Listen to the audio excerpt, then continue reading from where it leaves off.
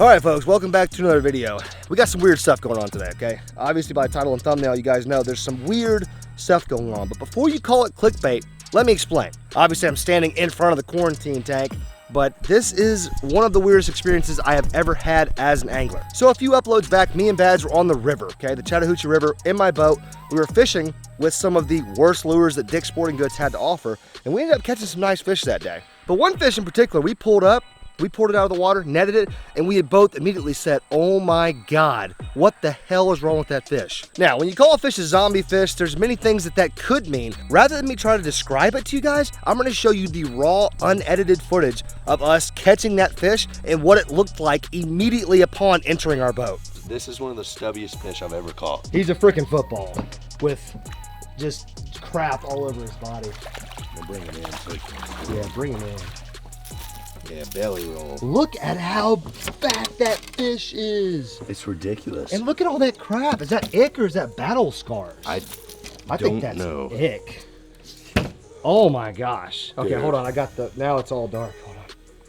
There we go. Dude, what a tank. Dude, oh my gosh. What do you think that is? Do you think it's a sick fish or do you think it's just... know. He might be sick, man. You might get that new Delta strain. Yeah, you might got the Delta strain. Should we live well him for now? Let's live well him for now until we can figure out what to do. All right. Yeah, so tell me that's not a zombie fish, okay? The gosh darn thing is half dead, half alive. Now, it got us to thinking. We have the quarantine tank, okay? We have options here. We definitely wanted to bring that fish home because it was such a freaking football. It was huge. It had shoulders, probably a 3.5, 4-pound fish in a 2-pounder's body.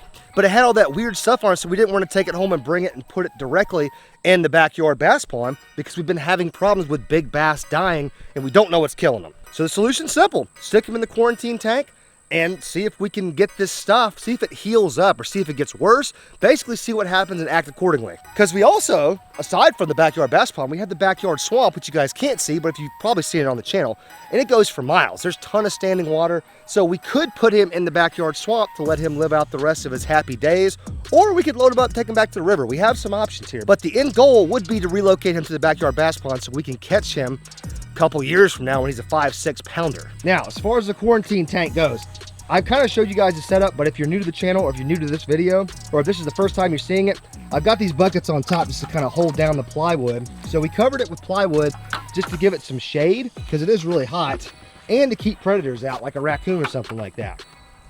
We also have that thing right there, which is really important. That right there is actually a really cool little pump system. It actually filters the water through that black part in there, and then it shoots out clean water through this little fountain guy right here, which then oxygenates it.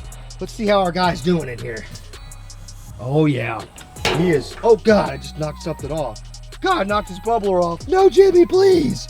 There we go, that's better. So the battery to this thing is actually dead. We keep a little marine battery over on the side, but we're charging it right now. So in the meantime, got this little bubbler going just to give him something. Now that's not enough for a tank this size, but it'll be enough for a couple hours. Check that guy out right there. That's a freaking stud. Now, when we first got him, I stuck a GoPro in the tank just to kind of confirm what we were saying. There was just a bunch of like nasty sores, almost like battle scars, but there were so many of them, we just didn't know if it was like he had been in a fight, been attacked by something, or if he had a disgusting parasite on him that was gonna kill all my fish.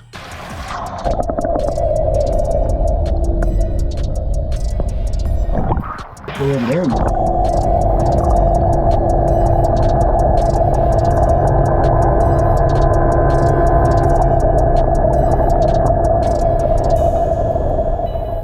So he has been in this quarantine tank, I'm gonna say it's very close to 24 hours. Let's just call this day one. But we're gonna let this play out over the next few days. But let's stick the old GoPro in there and kind of see if we're seeing any differences from yesterday to today.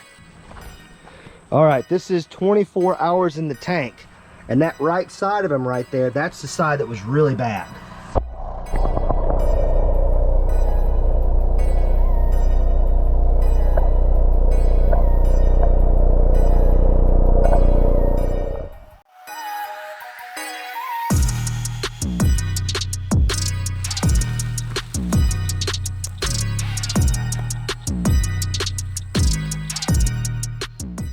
He actually looks a lot better. Those sores seem to be healing, which gives me a ton of hope. Now, The only problem I can really see with this whole thing, let's just say he heals.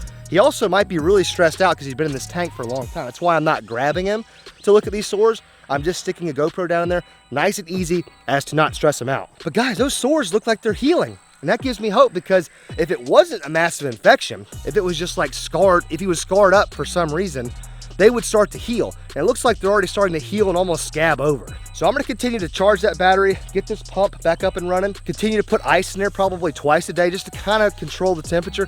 I don't wanna put too much ice in there because I don't wanna freeze him out or shock him, but I do wanna keep the water from being crazy hot.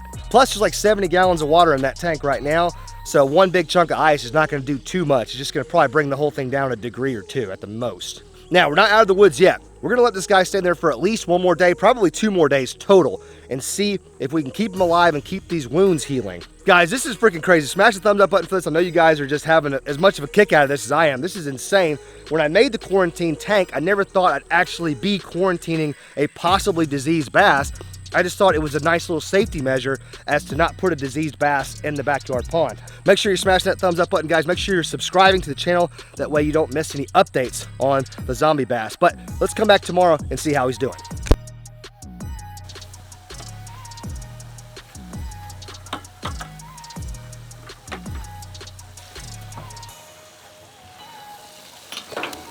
All right, folks, here we are, day 2.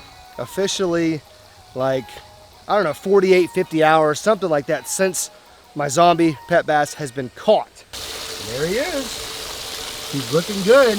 I don't know how well you guys can see through the water there, but all of his cuts and stuff on the side of his back are scabbed up even more today. I'm kind of taking turns charging the battery for this big fountain aerator pump, and whenever it dies and I put it on charge, I actually run these 2 little bubblers right here off the side. So we're keeping the water nice and well oxygenated and everything. My dude's looking pretty good. He looks like more of a stud every day. I don't know why. I keep looking at him. He's getting bigger somehow. Really healthy looking fish, besides the obvious fact that he was just completely scarred up. Before we stick the GoPro in the water and get another shot of him today, I'm curious if you guys are interested in this little idea. I wonder about feeding him while he's in this tank, because I'm thinking about keeping him in here for at least another day or so. So like a total of 72 hours, but I know bass can go a long time without needing to eat, but I'm kind of thinking, like, should I try to feed this guy? It would make a cool video, but I'll leave that for another time. Let's get some shots of this guy underwater and see how he's looking compared to yesterday. All right, buddy. Day 2, 48, 50 hours total. And remember, his right side was the really bad side.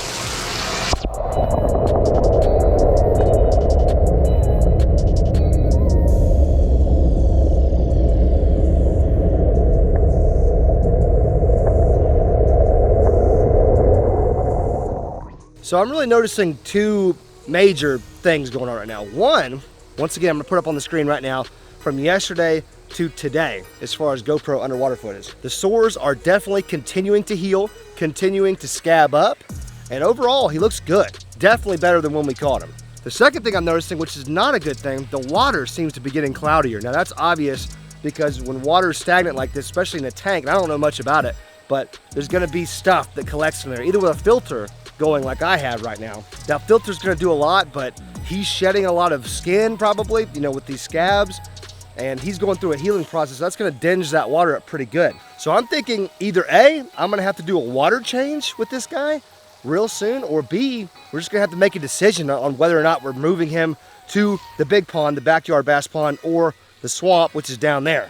Either way, I hope he has a long and cool life, but obviously we'd love to get him in the big pond. So I'm kind of at a loss at this point in the journey. You know, I'm gonna have to wait and see how well he does come like day 3, which will be tomorrow at this time, early afternoon. I'm really curious if he would eat something right now. I'm trying to think. I'm like looking around. I know we've got tons of grasshoppers, but I could throw a cast net in my pond and get like a shad or something and just drop it in there and see what he does. I'm really curious to see. I might just do a whole nother video about it. So make sure you guys are subscribed and everything, because if he does eat in captivity while being a zombie bass in recovery, that'd be one hell of a thing. All right, buddy, it's time to cover you back up. I don't want any of my sneaky little raccoon friends to get any crazy ideas. You can tell he's really digging this pump. He's just hanging out right there. That's where that oxygenated water is coming out at.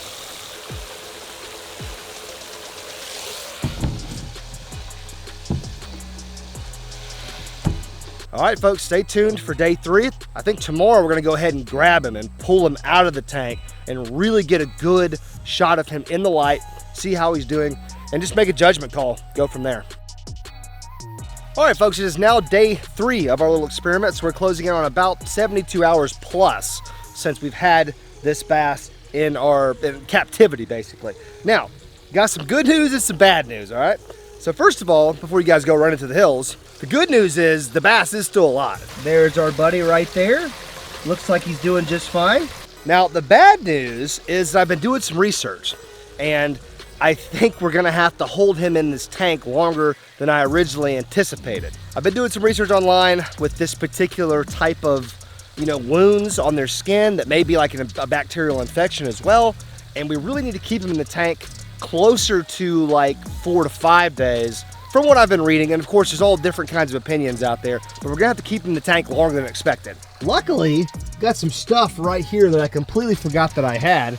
Some G juice, and this is actually a live well treatment, but if you think about it, this is basically a giant live well.